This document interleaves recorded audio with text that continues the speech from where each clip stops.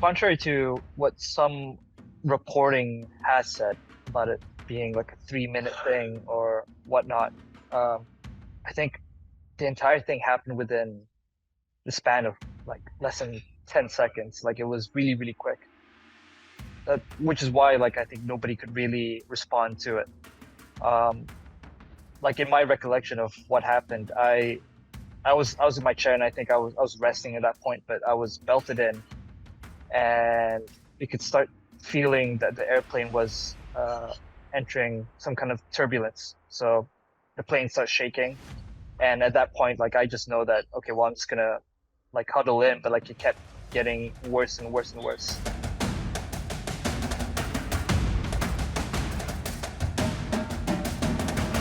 And honestly, I don't think for most people who weren't prepared, they wouldn't really have time to really react and do something about it. Because if I remember correctly, like I think the seatbelt signs were off. There were a lot of there were people within the lavatories and the crew that were working. Anybody who were standing, especially the people within the lavatories, and were the most injured from what I've seen. But I saw people from across the aisle just like going completely horizontal, hitting the ceiling and landing back down in like really awkward positions. People like getting massive gashes in their head, concussions. So it's quite a sight, I think.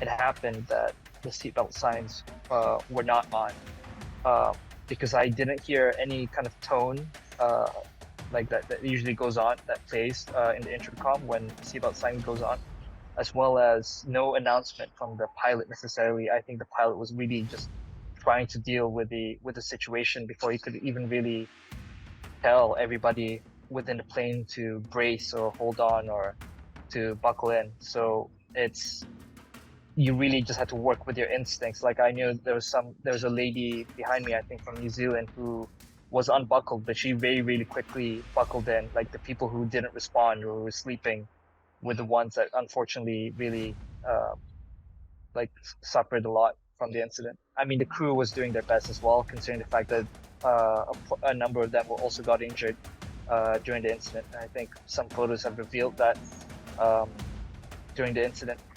So they were doing their best, and I think the real deal really came down to when the airplane landed in Bangkok in terms of getting the assistance.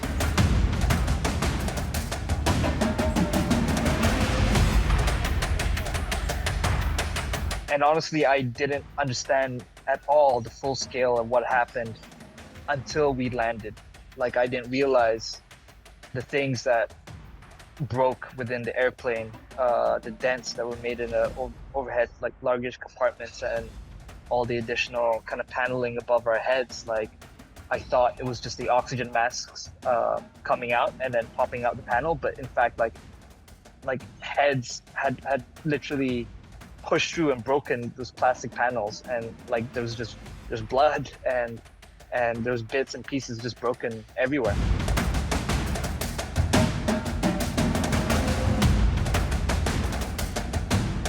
I remember earlier when we were taking off from Bangkok and flying towards Singapore, like we started getting turbulence and I started seeing some clouds and start feeling the plane shake. And there is that anticipation somewhat that something might happen again, just like double the bad luck or something like that. But really, in reality, it's like I have to practically keep flying. So it's just something you just stuck up, but maybe I might feel not so good in the future. But things like this usually take some time to process, and I'm still beginning to process it.